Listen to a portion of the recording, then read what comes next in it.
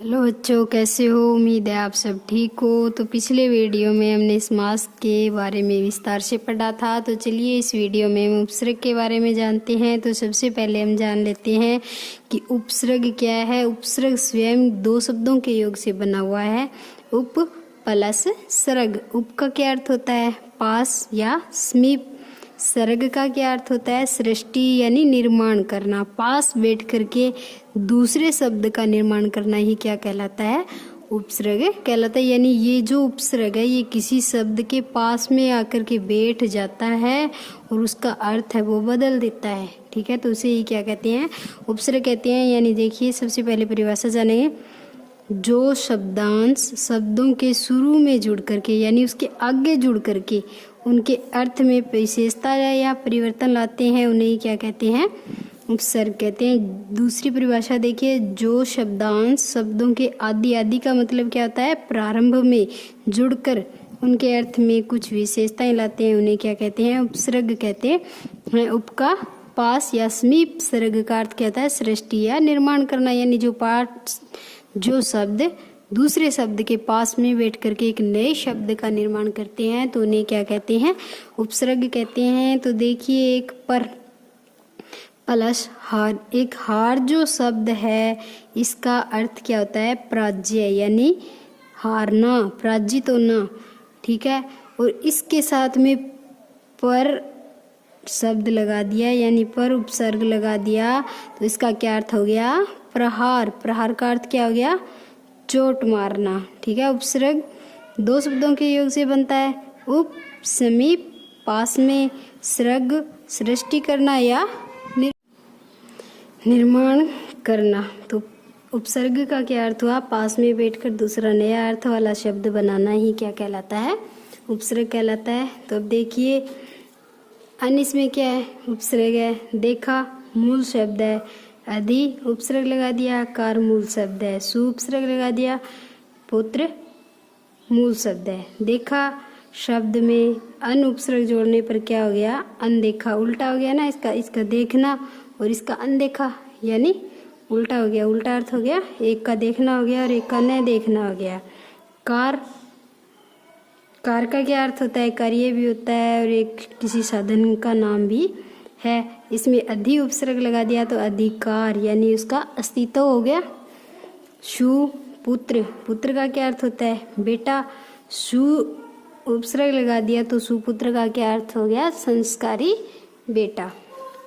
यानी उपसर्ग शब्द लगते ही उस शब्द के अर्थ में परिवर्तन आ जाता है। ठीक है, या तो उसका उल्टा हो जाता है या उसके अर्थ में गति आ जाती है या फिर उसका अर्थ ही अलग हो जाता है। अधि उपसर्ग देखिए, अधिकार, अधिकरण, अधिपति।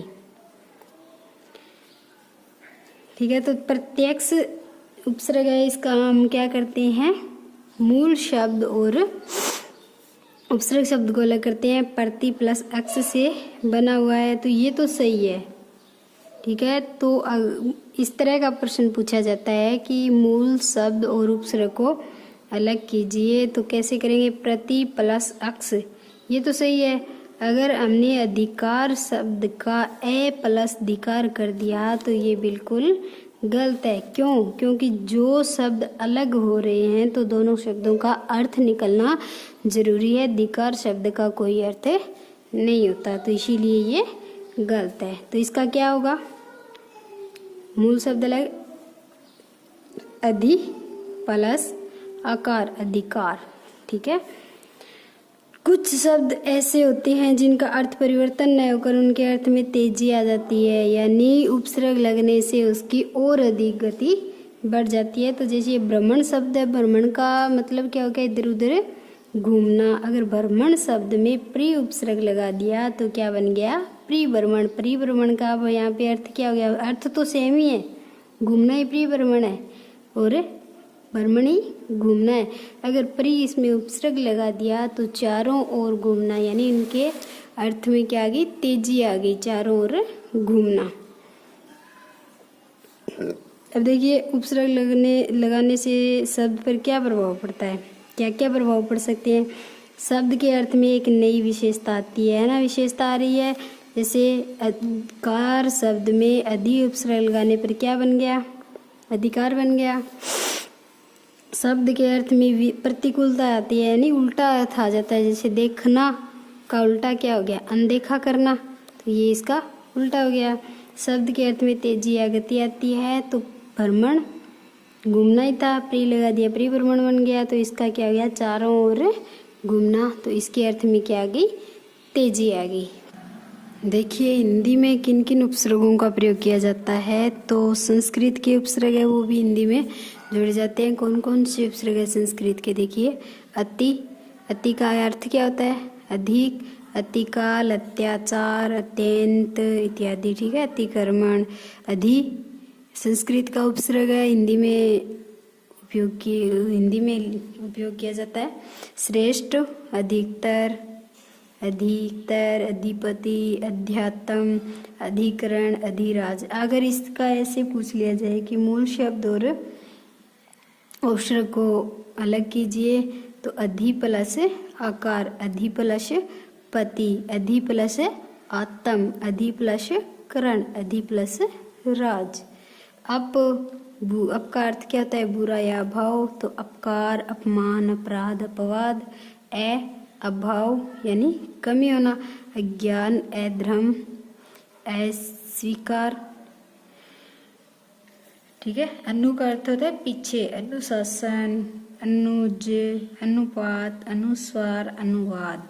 ये जो शब्द है अनु से बनने वाले शब्द है। आ उपसर्ग, ये संस्कृत भाषा के उपसर्ग है जो हिंदी में आते हैं। और विपरीत, आकाश, आदान, आजीवन, आचरण, अवहीनता, अवगत, अवलोकन, अवस्था, अवतार।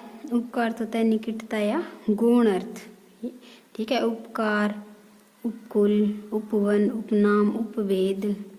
नी का अर्थ होता है नीचे या भीतर, तो निवास, निदान, निवारण, निबंध। निर का अर्थ होता है बाहर या निषेध, निर्वाह, निर्भय, निर्मल, निर्जीव। परा का उल्टा या नादर, पराजय, पराक्रम, परामर्श, प्रभाव। प्री का आसपास या चारों ओर, परिक्रमा, पर्यावरण, परिपूर्ण, परिजन। पर्व, अधिक, आगे, प्रकाश, ऊपर, प्रचार। प्रतिन, विरोध, प्रतिक्षण, प्रतिनिधि।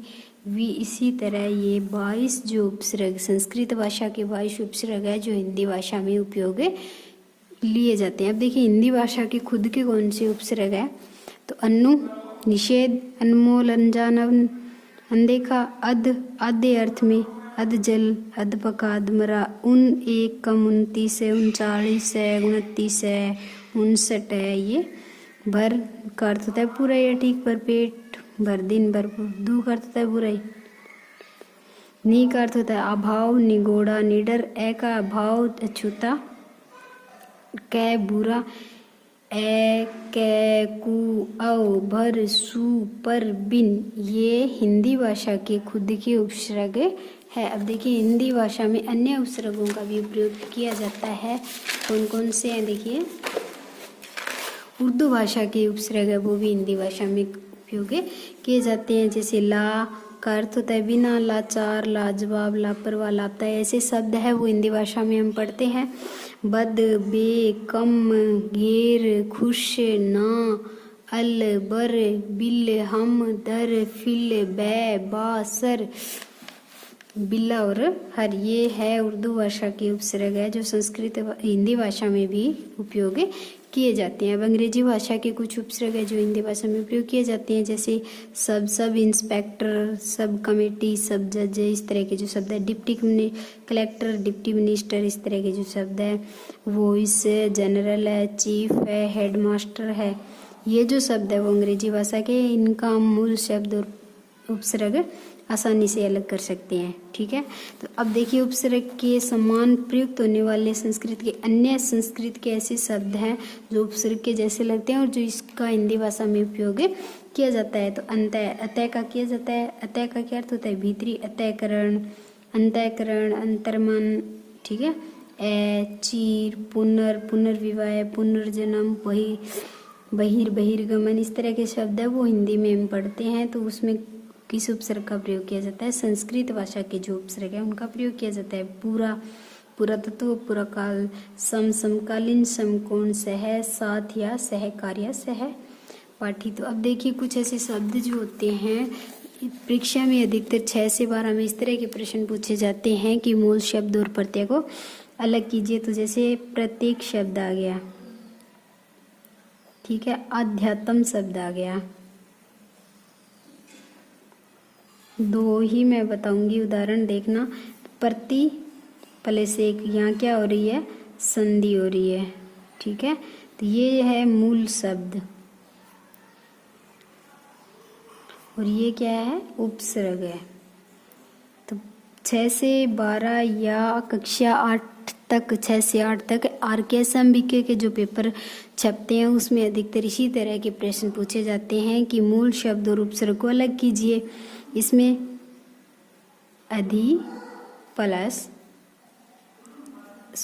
अध्यात्म आएगा, अध्यात्म, अधि प्लस आत्म, ठीक है। एक पर्यावरण जो शब्द है इसका देख लेते हैं। अधिकतर ये प्रश्न पूछा जाता है, प्री प्लस आवरण।